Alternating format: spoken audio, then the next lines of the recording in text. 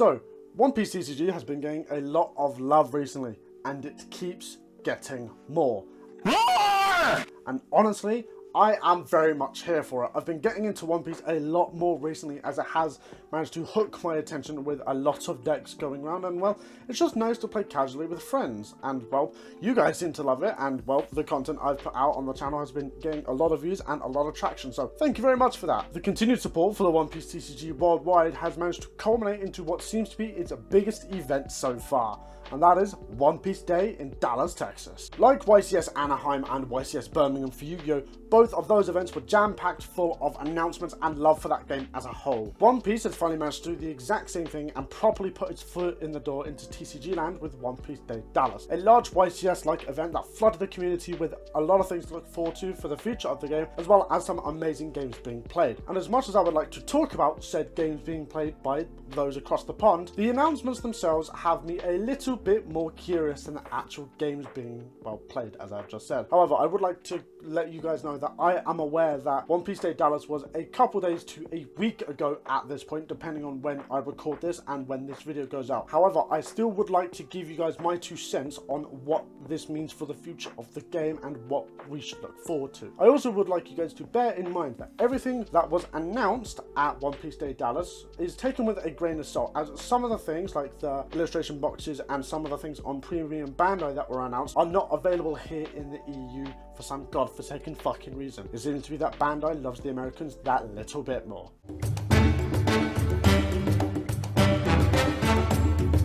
I'm going to start by talking about what I believe is actually the second biggest announcement that was made at the event, something that was still just as important and something that was shown to us in a lot of confidence, and that was the 2025 release schedule. If you guys remember, not too long ago, we actually had a very loose draft as to what this year's product schedule release was going to be, and even with the draft, we had a lot going on. More specifically, that for the next year here in the TCG, every set would likely be released a month apart from each other if there were no distribution or printing issues. Well, at One Piece Day Dallas, we were given a more concrete and finished release for the schedule for this year, starting with the month of March, then finishing in the month of August.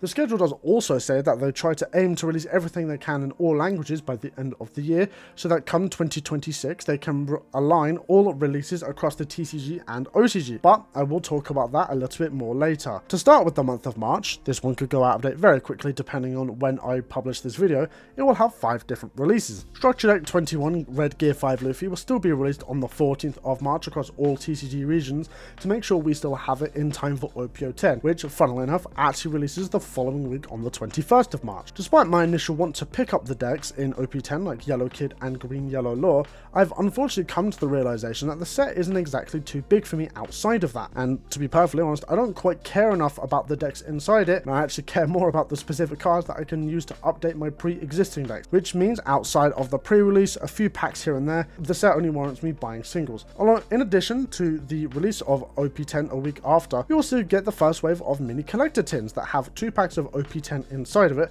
as well as either having a Goldie Roger Don or a Gear 5 Luffy Don. Both look really fucking cool, and I will definitely be picking up a set of Gear 5 Don to put into Black Purple Luffy, and maybe Red Gear 5 Luffy if I decide to play it for whatever reason. North Americans, however, are also really fucking lucky, as they have already had the release of the first wave of their illustration bundles, which come with a couple packs of whatever the set they decided to put in, I can't quite remember, and what people really buy them for, the gorgeous foil promos. We're going to eventually get them in our own little dash packs here in the EU when they're given out by retailers on OP10's release, but they look so much worse because they don't have the foiling. They did my girl Black Maria so fucking dirty without the foil. And finally, there is the special Don sets that you can get for one of the 3 brothers of the series, Sabo, Ace or Luffy. The release date is very much unknown as to when they will be out, but they are supposed to be coming out in the month of March. There isn't much known other than the fact that there is 2 packs inside of the set and, well, a Don corresponding to which brother you may have brought.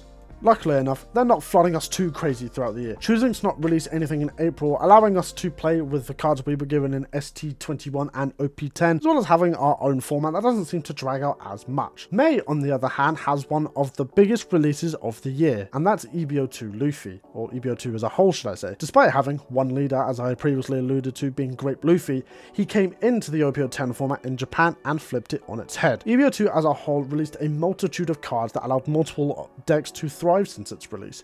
Swing and Restand Gear 2 Luffy for all the purple decks alongside Sanji and Pudding for the Don recursion, the Draw 2 Vivi from Marco and other multicolor blue decks, as well as other teeny tiny little bits of support that allow under-supported decks like Kuro and Iceberg to thrive a little bit more despite them still being just as bad, unfortunately. In addition to giving Blackbeard the middle finger and becoming the best deck alongside Doffy, it allows other decks to thrive and top in a meta that will still otherwise be dominated by Blackbeard. Grape Luffy is also one of the most consistent decks we have ever seen in recent memory, having multiple ways to search out its combo pieces, easy swings for lethal, as well as dealing with the bullshit that other meta decks happen to offer. The release of EBO 2 as a whole will be a big change for the TCG metagame as a whole. Then they are somehow one-upping themselves. June is the most stacked and interesting month of releases in the entire schedule, in my opinion. To start, Structure Decks 23 to 28, yes, they are skipping Structure Deck 22 so they can release everything together in the following year, are being released in the month of June. And for the first and last time in the One Piece TCG, we are getting something before Japan.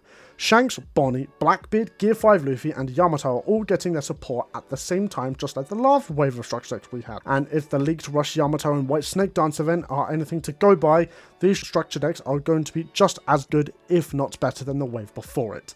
All the Structure Decks will also include their own pack of OP11, just as the last wave had a pack of PRB per Structure Deck. And, well, they will be released after the official release of OP11 here in the West on the 25th of June.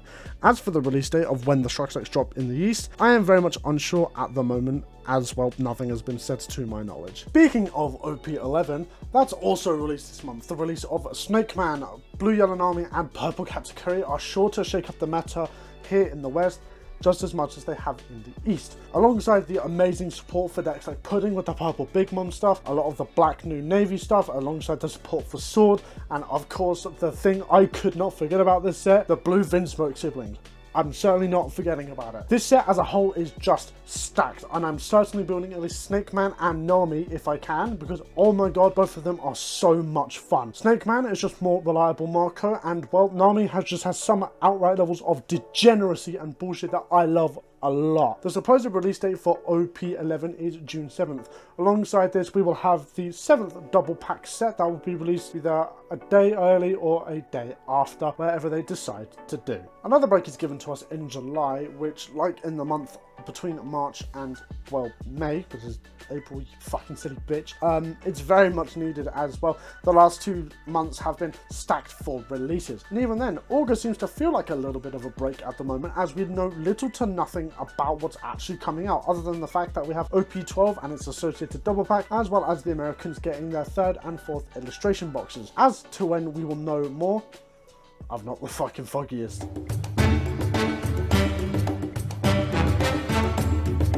One of the smaller announcements that was also made at One Piece Day Dallas was the introduction of what they're calling the One Piece Pirates League. The idea itself seems to be very, very simple. It allows stores from all across America and hopefully Europe to make their own little team and represent them at sanctioned events. Not much is known about how this sort of event will work, as it has only been announced that it's eventually coming. So hopefully they shed more light on it in the upcoming months, especially at places like One Piece Worlds, that it is either going to happen or has happened already, depending on when this video goes out. As for what I would like to see for said league, I do believe it gives stores a chance to present themselves and show off their best players. Hell, maybe even might get them some sponsors, allowing them to thrive more. Even bigger hell, should I say. It maybe allow them to make their own little format, like official 3v3s, or maybe a round robin Iron Man style format. The possibilities are genuinely endless, and all I hope is that they bring it to EU like they hopefully bring store regionals. Please?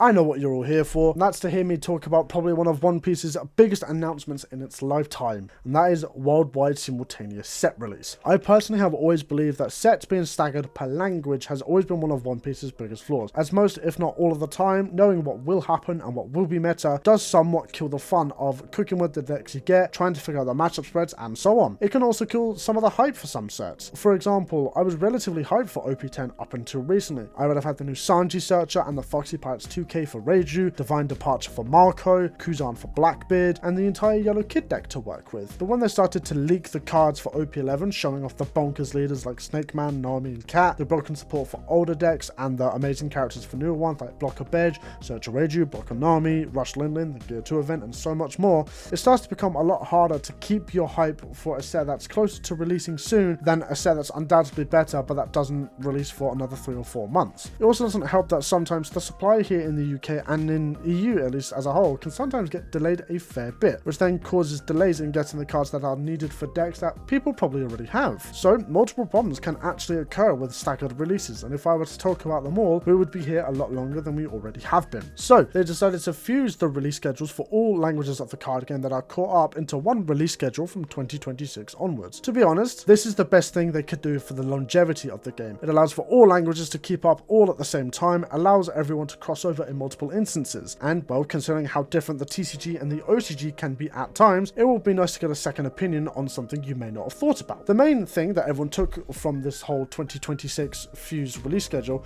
is that it's not likely that you'll be having products scalped from directly under your nose, which then allows card prices to be relatively normal across all regions, allows stores and the general consumer to get product easier and more reliably, and well, that was one of the biggest problems that One Piece had for a long time. They managed to fix it, which helped a lot with the game's retention in the long run. So, what do I think about all of the announcements that we've had over the last couple of months? I am so fucking excited. I've been very much getting deeper into One Piece, just as deep as I have got into Yu-Gi-Oh! When it comes to just using up my free time, making these videos for you guys, hanging out with friends, watching these big tournaments unfold, and just generally enjoying myself a lot more than I have been in the past. I do, however, want to say that I genuinely do not believe we have scratched the surface of the influence of what the simultaneous worldwide releases will do for One Piece and how much it will influence other card games. I do, however, very much believe that One Piece has cemented itself as one of these big trading card games that will eventually have as much staying power as Yu-Gi-Oh!, Magic, or Pokemon. I am very certain of it. However, ladies and gentlemen, that will be all from me today. It has been a longer video, and if you guys have enjoyed for whatever reason, make sure to drop a like down below as well as a subscription.